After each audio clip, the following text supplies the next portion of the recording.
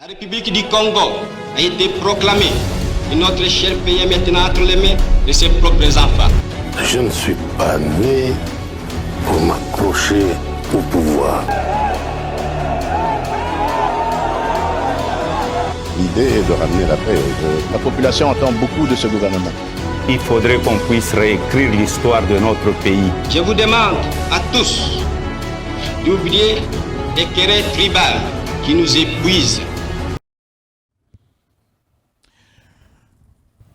Mesdames, Messieurs, très heureux de savoir que vous aimez l'enjeu de l'heure, une émission axée sur l'analyse de l'actualité qui jalonne la politique, l'économie, le culturel, tous les secteurs de la vie de Congolais. À la 77e session de l'Assemblée générale des Nations Unies, le chef de l'État Félix-Antoine Tshisekedi a pris parole et il a chargé le Rwanda. Le président de la République a également recommandé au Conseil de sécurité de lire le dernier rapport déposé fait par les enquêteurs des Nations Unies. Mais également aussi, le chef de l'État reconnaît officiellement que la République démocratique du Congo est un pays qui aime vivre en paix avec les différents voisins. 9 au total. Le général Yav aux arrêts. Vidier Chimanga, mandat d'arrêt provisoire, il est maintenant à Makala. Ainsi, ça fait jour pour jour, depuis le 13 septembre de ce mois, 3 mois depuis que Bunagana est entre les mains de forces terroristes, le M23, derrière lequel on retrouve le Rwanda. Alors, que faut-il faire pour qu'aujourd'hui Bunagana soit libéré, alors que le chef de l'État a évoqué dans son discours du haut de la tribune des Nations Unies la mise en place effective de cette force régionale de l'EAC qui arrive bientôt pour mettre la paix dans la région de l'Est. Dans l'entretemps, l'accord a été finalisé le 8 septembre dernier. Sur ce plateau de l'enjeu de l'heure d'aujourd'hui, nous recevons pour vous un haut cadre de l'Union sacrée pour la nation, haut cadre également de l'UDPS. Il s'agit de M. Guy Bao. Ce n'est pas une première fois que vous venez dans l'émission Enjeu de l'heure. Boni Santé, Boni Parti UDPS. Eza pour évoluer après la rencontre, il y a minene na ba fédéraux, les loyo parti et comme à niveau nini par rapport à l'élection. Non santé ezali malamu, parti pe ezali malamu, toza ko travailler pour un retour à l'unité, pour to perdaki, mais toza sûr que chaque jour qui passe, ils ont rapproché biso vers cet objectif là. Santé Zaïmaram. Mais à un moment, le chef de l'État avait quand même fait appel aux anciens. Je crois pendant consultation, il avait demandé aux anciens, vieux Belchika, Bomanza. On a même suivi Bomanza à un moment où il a dit le chef de l'État m'a demandé de rentrer dans ma maison. Alors, côté où on a un aspect de choses, même Valentin Moubake, les lots retournent à Bango na UDPS. Est-ce que ils ont confirmé tout moi au sein du parti? Bon, ndé na lobi tozo travailler dans un retour à unité. Ceux qui to komi na souka ya musala to retrouver unité, to kotala pe kaya bancien UDPS oyo balongwa parti. Pour moto pas longwa parti.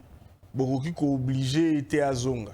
Il faut formuler des demandes à la Kisakazali pour retourner dans Ndakuna Kalandenge, M. Bomanza, Lobaki. Mais ce n'est pas le cas avec tout le monde. Je crois que tout le temps avec l'État, il est pesé à Ndakuna. Kabundu Pago décide de Zonga Nanga, le cas travailler dans le cadre de l'unité, alors il y a Zonga Nanga Ndakuna. Pour Kunande Ndakuna. En ce moment-là, il a créé d'abord partenaire. Il y a un autre à Longwe a créé partenaire à Komi Mokonzi. Est-ce qu'à Kolinga Zonga dans le rang, Netki Montonios et Banité? Il y a mis balé Ndeko Kabunda dans un dossier. Il y a to Bengana qui, contrairement peut-être à Batumsus Balongwa Bangomoko. To Bengana qui pour inito lelo tozo bunde Zonga, il y a chaque biso na difficulté. Nde a mimi biso place toza lelo. Donc dossier na ye kozala nanu te boye kaka. Et puis nandimita a manifesté désir à kozonga. Malgré Kazano na makala. Malgré azala nous. Alors, tout kende na sujet na biso ya lelo, je verrai quand même na tanga, moi bah extrait il y a discours, il y a chef de l'État pour nous permettre biso tokota na analyse wana et ça la moi malamu. Cependant, en dépit des efforts internes inlassables de la présence militaire massive de l'ONU au Congo et de son soutien diplomatique pendant 23 ans, le mal sécuritaire continue à ronger mon pays. Afin d'éradiquer définitivement l'insécurité, restaurer une paix durable et assurer la stabilité à l'est de la République démocratique du Congo, plusieurs accords ont été signés avec les groupes armés et même avec le pays voisin sous la garantie de la communauté internationale. Des mécanismes nationaux et internationaux ont été créés. Toutes ces perspectives de règlement définitif du conflit n'ont duré que l'espace de quelques mois. Vite, l'architecture s'est fissurée et l'édifice s'est écroulé. Et on recommence toujours avec les mêmes stratégies. Nalingi to mekana nous ko-analyser quelques points où le chef de l'État a évoqué nakati ya discours naye. Parlons na situation nenga lobby avant toko manandenge ayebi ko charger quand même Rwanda ayebi ko senga na membre du Conseil de sécurité batanga ba rapport wana nenga ko s'apprend ko jeter un regard favorable na force régionale ya EAC Oekoya na est wana. Ba mécanisme nyonso oyo ba meki ko sala pona ko aboutir na situation ya paix na est et simbite. Il veut parler de quoi au juste ba Congolais bazolanda. Président Salimou un rappel historique que ça fait plus de 23 ans avec le régime précédent biso bache ba mécanisme en place bache ma solo en place mais ezako simbate nde rappel wana asali plus loin kutu na discours le président expliquait cause ya guerre toza victime mibale alobi tozali objet to victime ya ba richesse na biso eloko ezosala biso difficulté ezali richesse oyo nzambe apesa biso ekomisi mokili motema mabe vis-à-vis na biso ya liboso ya mibale président de la République a rappelé ezali pe guerre moko ya leadership dans la région bavoisin belé babandaki kosepela ndenge Congo ebandaki kokende na leadership moko faible po badomine biso maintenant baza devant un leadership oyo soki bango basajute te bakodisparaître politiquement donc soko se rappelé biloko mbale président lobby eza eloko asika te à l'époque ya Laurent Désiré Kabila des vidéos yango ekoleka na ba réseaux sociaux. OK, allez-y. Laurent Désiré Kabila a rappelé à lobby non le problème du Congo au cours d'une réunion de la SADC, le président ougandais a dit nous voulons voir un président de la République du Congo faible. Papa Nabiso Moussa Lobi abi voilà leur problème. Pour dirigeant faible à permettre de n'importe quoi.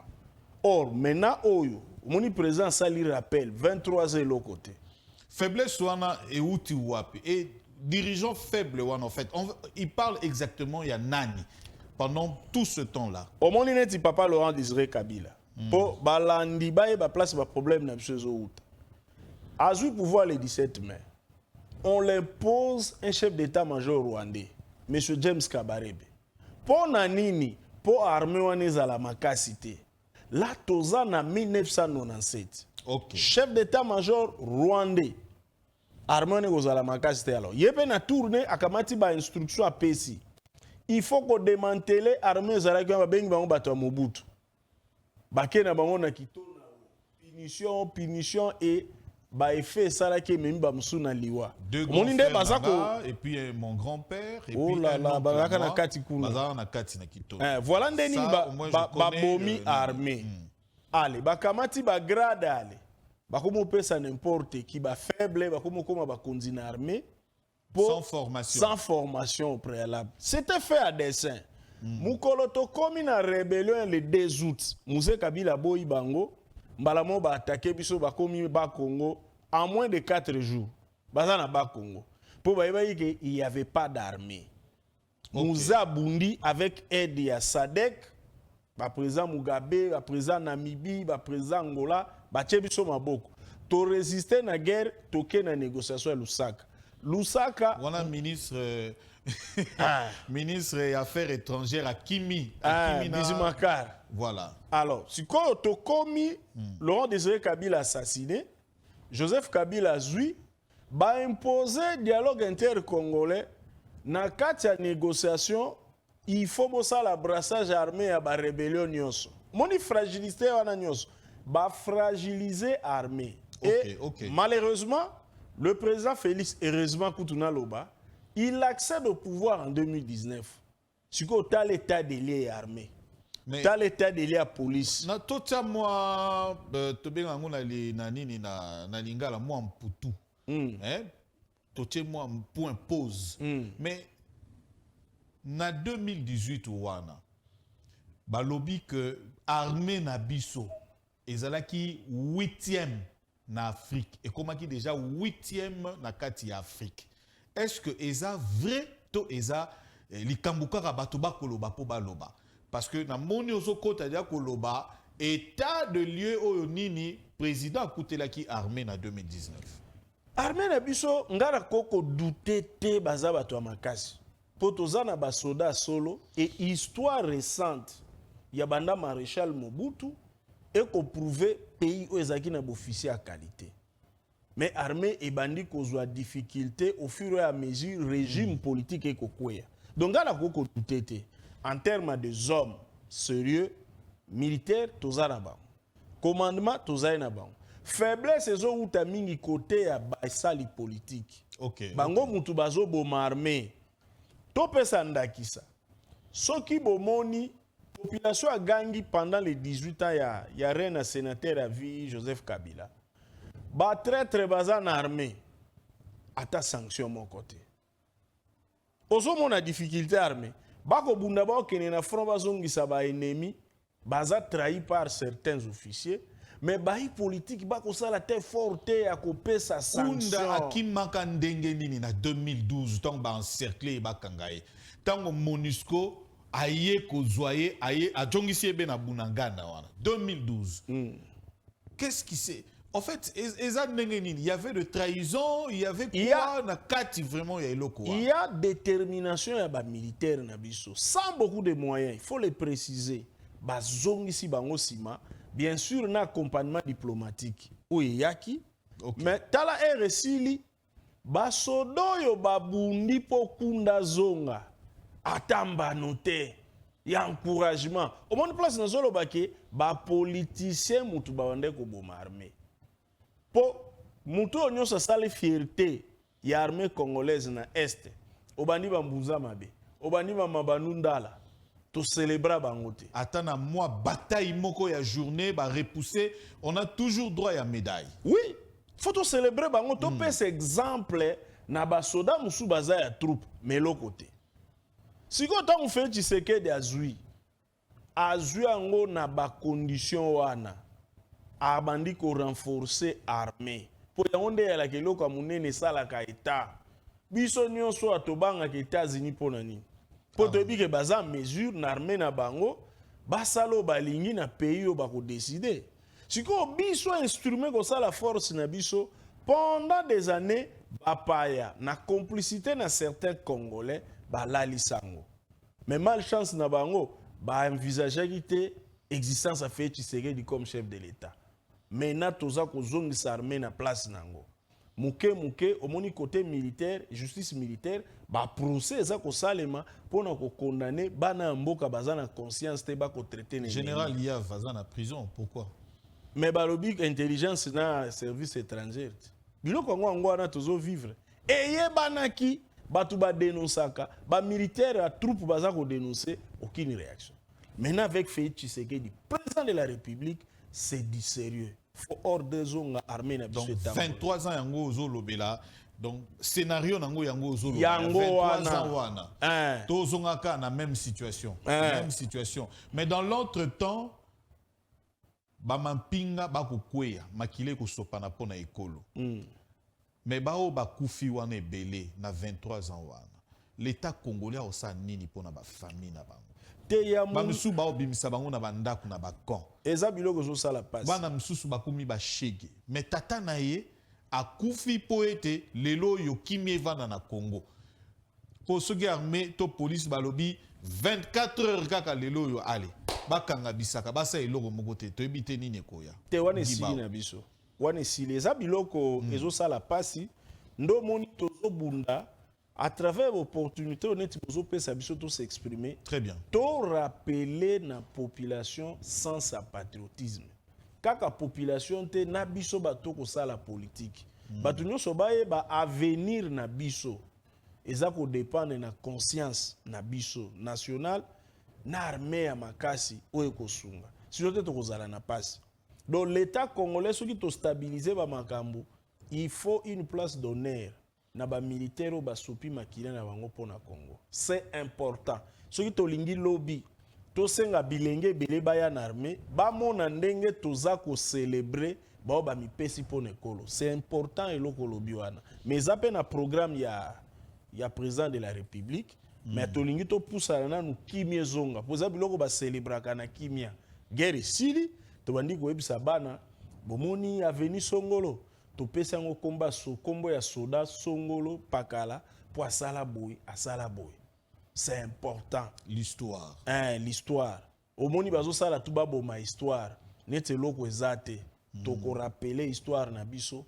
Po mo to kufeli ba soda mingi neti be exemple na tangi ya bitumba este ba mamadunda la bakunda bango na kuku. Pour population rendre bango hommage te bato basala kiango baki na tina il faut histoire ezalate il faut conscience nationale ezalate bato babosa na nyonso bazalata na reperte yango biso na régime na biso tokozongisa histoire wana. Voilà, toute une situation, le président de la République a chargé Rwanda et il l'a bien dit na Nations Unies par rapport à Ndenge Azali qui a agressé le Congo. Et puis ça fait 3 mois déjà depuis. Kuna na Bunagana, balongoli franc-congolais et komi mbonga ba rwandais. Kuna na Bunaganda, tomoni président aye kopesa ba fourniture scolaire, aye kopesa ba cadeau na bana et komi le rôle mboka mususu. To kende wapi, sikoto suka wapi malgré dénonciation wa. Ndeko ba mata, ba kita, ba libérer coin wana. Détermination nga na moni na basoda na biso. Détermination na moni na commandant suprême armée Félix Tshisekedi bako libérer mabele na biso. Wana bako sala na bango pamba. O eza Congo pays ya Lumumba, pays ya Kasavubu, pays ya Tshisekedi Etienne, pays ya Bachombe, ya Bilombe mibale o baningisa ki Afrique. Toko ko banga ba pays ya mikete. Bako céder.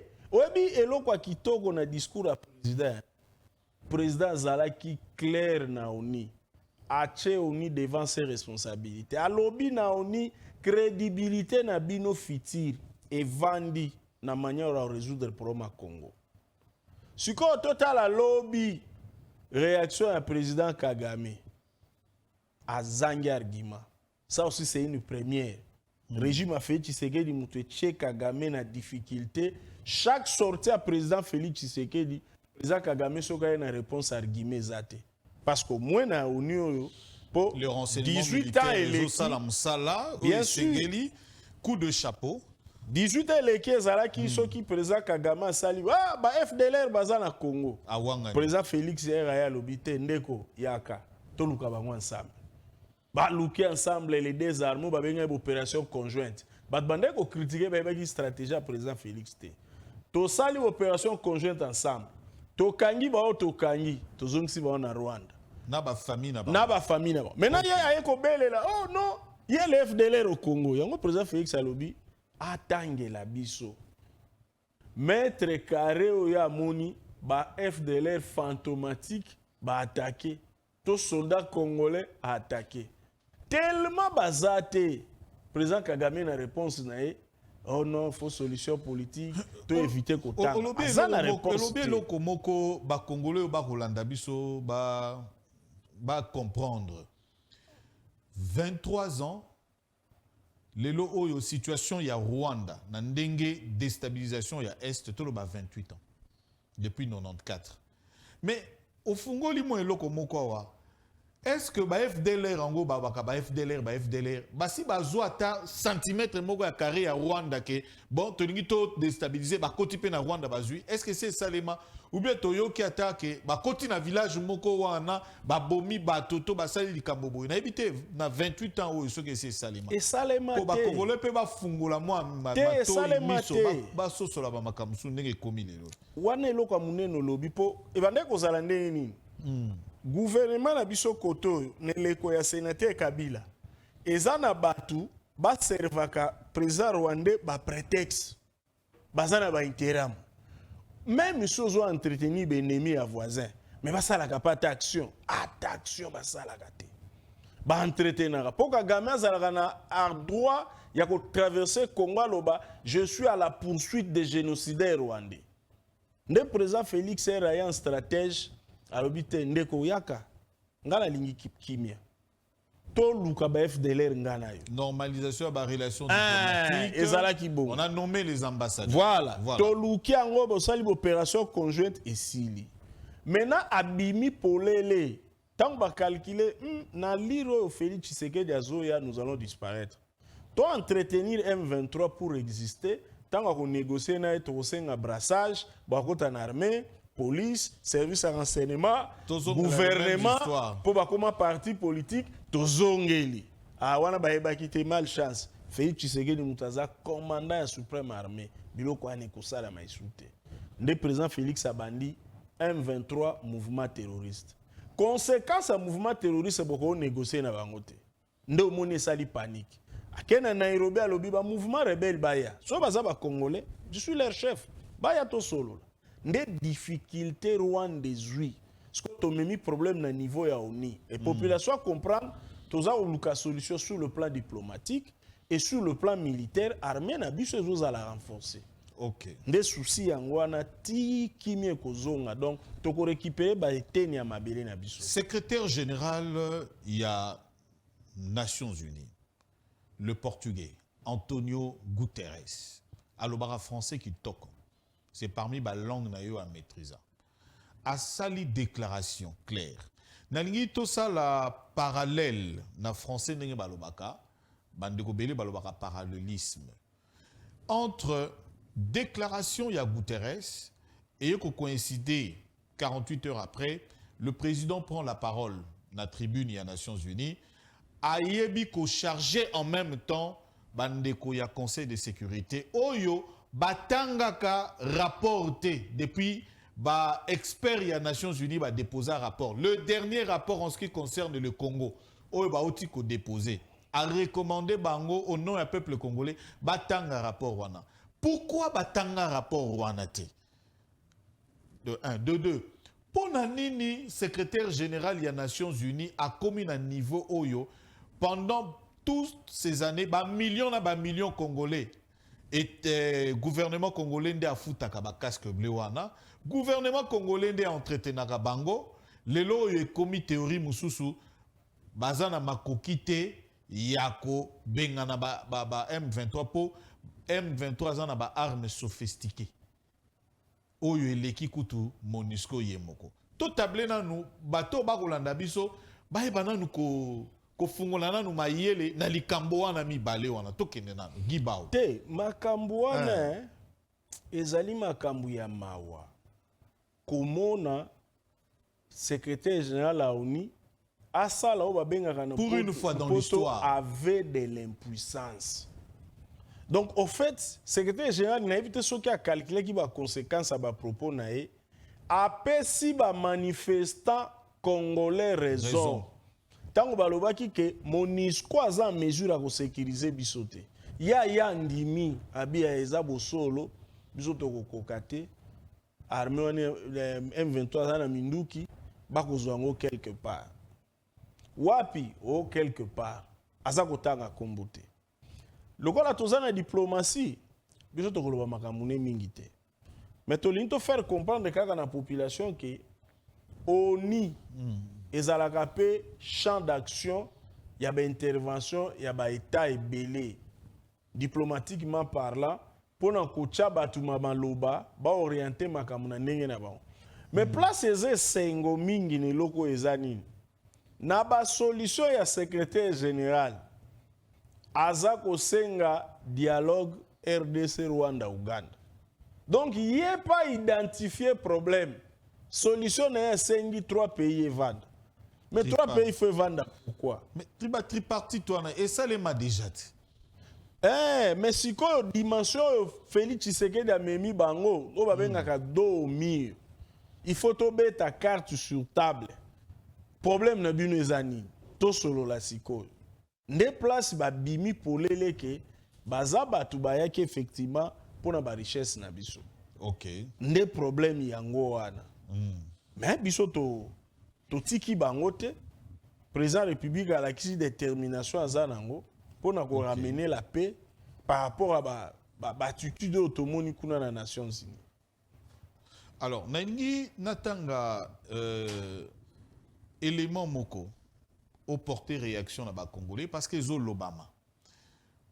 Pourquoi président Félix Andimi tripartite wano esalemi sous initiative via président Macron, Kagame na Félix Tshisekedi.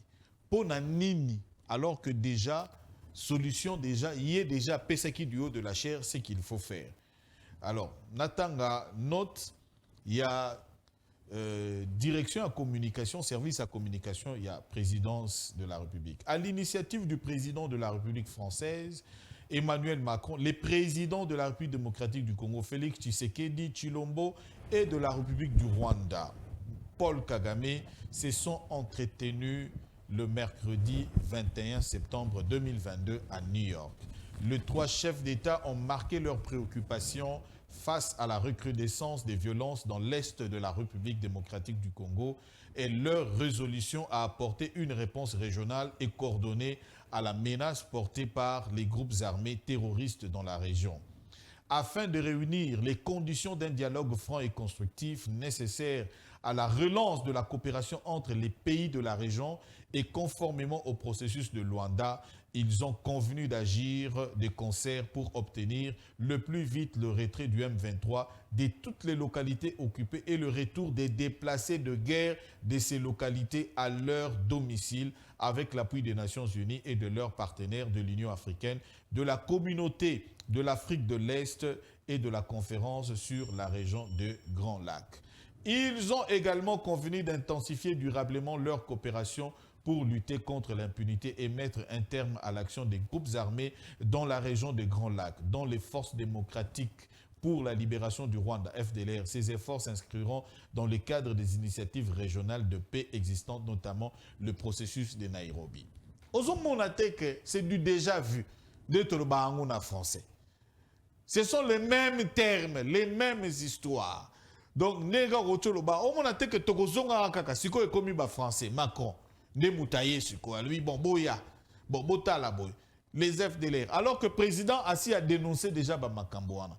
Est-ce que nous conseillons que ça se fasse de cette manière ou soit option apparemment ba Congolais balingi option ezali que déclarer la guerre au Rwanda?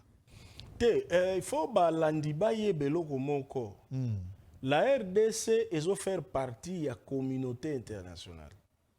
Si on a cadre wana, tozana ba relation na ba pays nyonso. Voisin to moningo a décidé aya kocha biso poa pona kimia ezonga tokoko boya te. Biso photo laksa notre bonne volonté, mais c'est lui l'agresseur. Problème ezate, ezali monde international ndenge evoluaka. baye omoni nenga ba pesi na communiquer ba reconnaître les problèmes M23 il faut se retirer tous ces ba détails ba pesi biso problème na biso ezali avant to activer ya lolenge pour opinion ezozela armée na biso to la que nous sommes pour la paix toza pour la violence te nde démarche nde attitude nde Kagama kwei ne sika wana po azana place à reprocher biso te. Président Félix a été ouvert na ba initiative union so ya paix. Okay. Et pour votre information, contrairement à la crainte de la population, même force régionale les OEA, ba pays ba bandi ko contribuer. Le Sénégal a envoyé l'argent. Ba pays ba bandi ko contribuer. Ba contribution est la kisinine. Tous les Africains ba se rendre compte que Rwanda est un pays moko dangereux. Ceux qui t'olandi bango Afrique ko telemaka jamais. Alors il faut to kota biso nyoso to sili salikambo. Donc, phase to komi, na président Félix Ndenge a Jacques Memango, que ce soit diplomatiquement, le Rwanda est en difficulté. Ndeko nazo biso soko zongeli image wana Laurent Désiré Kabila ya 98 azakoloba polele. Tous ses voisins ici souhaitent avoir un président faible au Congo pour nous marginaliser. Donc baboma ki mouze poazala ki fort. Parce qu'après Mouzé, 18 ans, on a faible. Maintenant, on a un président fort. Ainsi sonne l'églat. Mbanda Lobi. Le maréchal Tambaye Kopé, ça y est nouvelle. Il y a assassinat, il y a président Juvenal Abiyarimana à Gandhi. Abi, c'est fini ce parti pour la déstabilisation de la région de Grand Lac. Pas pour 10 ans, pas pour 20 ans. Ça devient un cercle vicieux. Ils n'ont pas compris, mais voilà ce qui va arriver. Quelqu'un qui a régné pendant 32 ans a osé crier Nandenge Wana. Nandenge que Babomi président rwandais, qui était un frère, et situation s'est dégénérée. Alobi, situation Nandenge Kei, et Zapona 10 ans, pona 20 ans. Le loyo, depuis la mort du maréchal Mobutu, on compte combien d'années? La déstabilisation, wana. Parole, il y a maréchal. Dans la situation où le président Aye Nango. Maréchal, c'était un président fort. Mouzé, un président fort. Joseph aussi, non? Il y a Zaki faible. On va profiter de ça. Félix, fort. Très fort. On va commis place au comité. Déstabilisation, on a siko. Et Osuka. Et Osuka. Et Osuka. Na Félix. C'est fini. Problème te. Toza na pasi.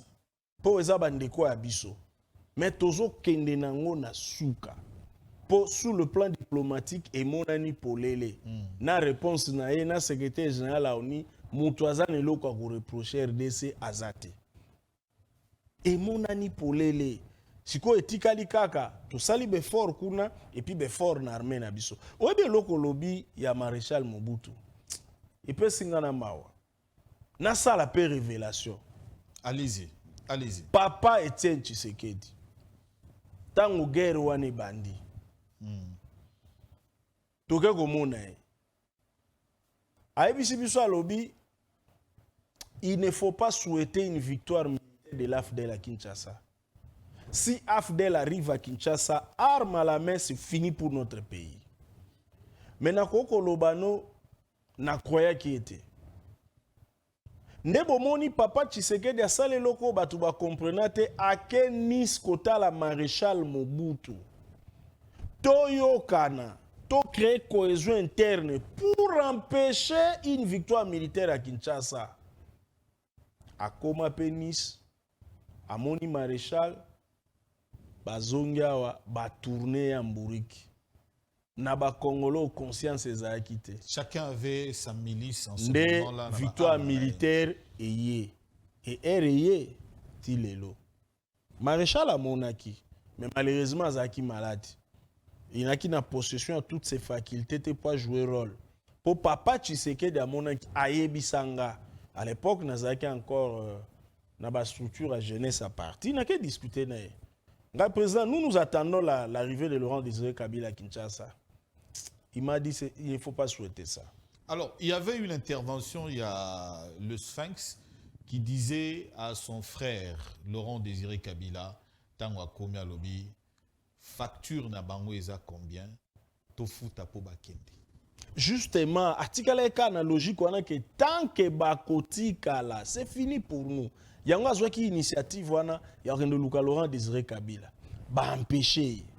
Nda sali conférence de presse pour na koloba ke kamata facture na bango pesa pour fele ezate na politique. Musée azwi ba soda bakangai relégué. Donc Batouba Monaki. Là, j'ai lu ça dans un livre. Il y a Yves Bonkolo, docteur Yves Bonkolo, de la base au sommet. Un très bon livre. Donc, il faut que les gens s'en procurent. Et ça bien. Ce qui est là, cadre, il y a eu des pièces, beaucoup comme histoire. Ça fait du bien avec toutes ces années, 37 ans, je pense. Nakati opposition, 37 ans, 27 ans, 37. Ouais, tout Oumeli. Oumeli. Des limites, parler de la nation. Au moins, on dirait Mouké, mais vie mon bimba. Mais vous bandez à peine à boulevard du 30 juin, boulevard du 30 juin limité. Vous dirigez à peine, vous avez à peine à moi, là, ils ont à peine. Bon, voilà. Voilà, on va prendre le dernier sujet. La révélation. Oh, et Salemi dans les réseaux sociaux. Vidier Chimanga, conseiller spécial du chef de l'État, en charge, il y a stratégie. La révélation est Salemi par rapport à la société, par rapport à la mine, Total Yango. Mais il y a beaucoup de déposants qui démission et pas un directeur à cabinet, à lobby, que Ezali machination. Mais il a été quand même convoqué mercredi 21 septembre et pas il y a procureur près la cour d'appel, audition Oumelaki. Audition Oumelaki, Tozalaki Wana Ti, Nabangonga Wana, 18h, 18h30. Alors, Balobi Azana Makala. Corruption, Nakati ya cabinet à président de la République. Au troisième cas, au bas relevé. Balobaki Bandaki Liboso Dirkab a quitté. Babi conseiller principal en charge de l'économie, Marcelin Bilomba, 5 millions, il y a une école. Place à Zaïbanité, mais dans l'entretemps, parti au suspenda qui est déjà, mais suite Nango Tozo Ebate et le loyo conseiller spécial. Ndeko Gibao. Il y a Liboso, il faut Bandeko Bayeba. Corruption ezali mbeba o esala makana ba régime nyonso même ya ba vieille démocratie ezali particularité congolaise té d'ailleurs ceux qui n'a bina imité maréchal Mobutu alobi le mot corruption c'est en français, c'est ni en lingala ni chiluba encore moins qui Congo. Abi c'est en français. Abi c'est une importation. Dans le dictionnaire des Blancs. Abi où t'es pas la bango. Voilà Maréchal Mobutu. Là il parlait en journaliste. Azagoloba azo rappelé. Abi qui nous ont appris la corruption. Abi maintenant bazo ya bazui Moïse Tshombe na bamindele bo. Kamata mbongo déclaré Katanga pays à part. Abi me bozo ko laxer neni basala la corruption pour la vie. Et c'est une importance. Ya liboso ya mi balé. Corruption na mboka na biso pe zui place munene. Nde bomoni papa Tshisekedi o biso toza ba descendant na ye, papa Etienne Tshisekedi akoloba na combat ya UDPS. Tozo bunda 1 pour l'état de droit, 2 contre les anti-valeurs. Ce qui okei pe na préambule la constitution na biso na lingakango mingi texte wana po et consacra notre réflexion politique biso UDPS. Bapesi cause ya ruine ya pays. Première cause balobi les anti-valeurs. Et babandi ko citer corruption, népotisme, tribalisme. Donc ezali bambeba. Très bien. Sikoyo pona kaya bandeko tangi. Biso nyonso toki pasi. Pomoni biso toza na souci Congo kende de l'avant. Toki ango pasi. Mais dans l'état de droit, biso motoko jugé te. Wana pe lo tolingi bandeko ba comprendre. Justice moto abengisi ye, a jugé que alala justice mutako la banquette pour na motu ya batu c'est vrai to uti na ba 18 ans ba 32 ans ba régime dictatorial ba ko kanisa Félix Tshisekedi ala mukagana tongo azu ba dossier judiciaire abandi ko condamner rola iso makala gibao ndolo te eza bongo te Dadi Maneka akangisi batu te eza bongo te OK comprends la justice nda sama na état de droit principe ango babenga yango séparation ya pouvoir. Très bien. Président Félix na gouvernement ba na pouvoir babenga bango pouvoir exécutif. Parlement na Sénat kuna baza pouvoir législatif et puis justice pouvoir judiciaire. Bango baza indépendant autonome. Po omoni to moni difficulté mingi awa ba kilaki biso quand au premier degré ba condamné président Vital Kamerhe na deuxième degré et puis na baï ko acquitté après mais bandeko soko zuneti bakawana président Jean-Pierre Bemba bakuna ke na CPI kuna pe bokolo ba fait Tshisekedi mutazala kina ba congolais ba condamné après ba acquitté na deuxième degré Laurent Gbagbo na Côte d'Ivoire CPI a condamné a acquitté Blé Goudé président ministre ya Laurent Gbagbo pareil. Donc la justice ezali makambo esalema. Bezo dépendre na président république. Netika ndeko vidéo tikotanga tozo zela procès poto yeba vérité elekaki bono. Po biso tozala makoki wana te, tozali justice te. Mais ya munene ya ko souligner, il faut batuba saluer attitude ya président Félix. Mutu moko te lelo akoko telema loba. Président Félix aloba ki na ye Giba wana bakangi tikae. Au contraire, alobi publiquement. Nazana mutu na tindita loba na komo na nga ba dossier à justice. Et puis ba o nyo sou bazozo ba mbeba. Baza ba proche à président république. Na 18 ans to uti. Nani yango boyoki batanga komo na sa ata 2 jours na makala. Nani o aza vraiment proche à chef de l'État. Na lolenga baka obiso to vivre basate okosala ndengo lingi. Donc awa il faut to saluer la volonté à président Félix na ba magistrat bazo bunda louez à l'appliquer to appuyer pe bango. Parce que ne vous en faites pas biso to za ba collaborateur à chef de l'État ceux qui to ki bakangi un collègue ezali aussi interpellation pour nous wana siko o balobaka na loi le fait intimidant de la loi. Biso nyonso toza ba collaborateur et tie biso mwa malili. Soki ngai pe na sali bisala sala na kolanda baninga. Voilà ya kitoko a photo saluer. Il faut tozaka na banaliser te kaka ya kufinga. Il faut to ba ko renforcer. Très bien. Mon solo aneza ya l'état. Lelo soki a croisement et recette na ba régie financière et matière pona nini. Mais likola ba action wana mutu nyonso azoloba te mosolo l'état tokeba IGF azali justice ezali CNRF ezali koto pe cour des comptes ba nommé ba magistrat musale bandi donc ezali ba instrument ya bitumba contre la corruption pona nini mosolo tika lebele et servir l'intérêt général. Moi je pense qu'il faut tout saluer volonté wana ya chef de l'État na ba magistrat o bako bunda to bi ke ba magistrat nyonso te bako bunda mbeba peza mingi ba mesana ki bongo ça fait des années et aussi là na 3 ans te donc ça vraiment ya munene photo saluer 21 000 ba députés to yebango na session 21 000 ndeko tolo ba pe moi muke hein na cité aussi cité bon yo lo banga 21 000 po ngana ina yo pour conseiller par chef de l'État yo bino bozo combien. C'est la loi. C'est la loi budgétaire et en Bimisawa. C'est la loi budgétaire et en Bimisawa. Et ça là, parce que autorité budgétaire. Honorable Mike Mukeba ya tuni bino bozo combien? Avant magamba 21 000. Oh bon, nako lobate tout ça bité salaire wana eza public, eza des peuples mtafuta kabino. Eza combien? Yango na lobi boye hein. Pour na zioka ndeko yoka. Eza combien? 8 000, 5 000. Yo lobaka. Te biso to lingi ezala na loi.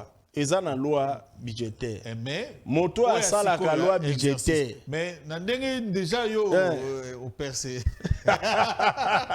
Te tokobanga kuna te. Souhait na biso ezali il faut salaire. OK.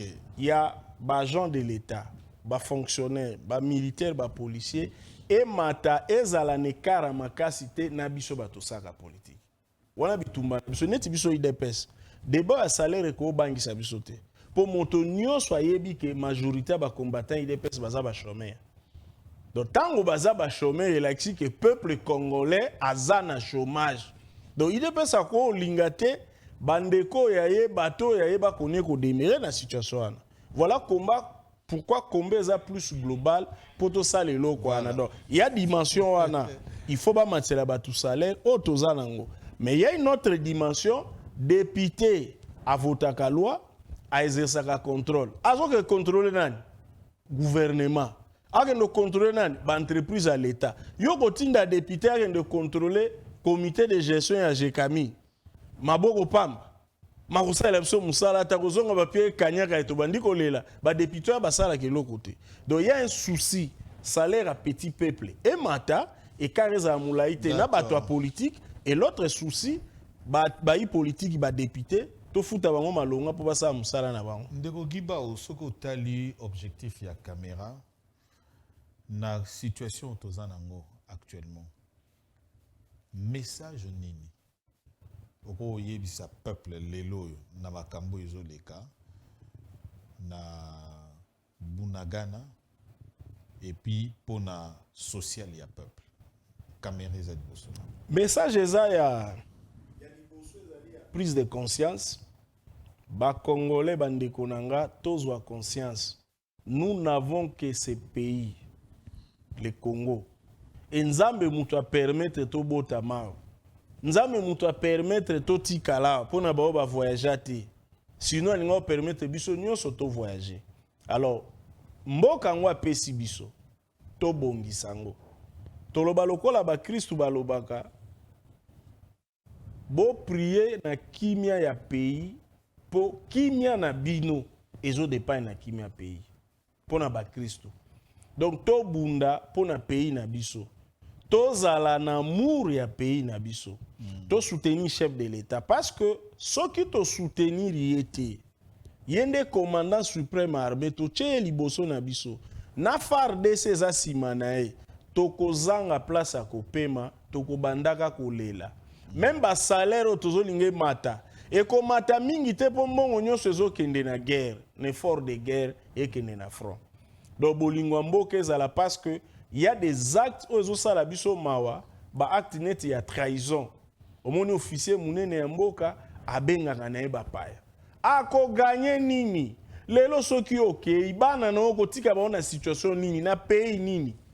Mususu toyoki kuna acte sala ki biso mawa Kongola sombaka maïs yakanya makasese na Kasai kuna poake ndo bwaka na mai de façon que Félix a échoué ya sepela. Mais mbo biloko ya kolio zo ke ndo bwaka na mai chef de l'État créé loko wana pona to combattre pauvreté. Tala pasi ya wande kona biso ba Congolais ba kosala. Aso masango abwaki na mai. Na STP pareil. Omona bakangi na état d'urgence awa bandeko na biso mususu batekaka ba arme na bapaya po baboma ba Congolais. Yo to sengi kaka bolingwa Congo derrière l'institution mboka. État d'urgence, est-ce que vraiment ils ont porté bas fruit? Bon, on en parlera dans un numéro spécial la semaine prochaine pour faire vraiment un état des lieux. Il y a état de siège. Volontiers. Parce que Batubazo a une information penza te. Éviter c'est que état de siège est apporté déjà dans l'est de la République. Donc peut-être la naissance de M23 qui a senti le danger, il y a état de siège, on ne sait pas.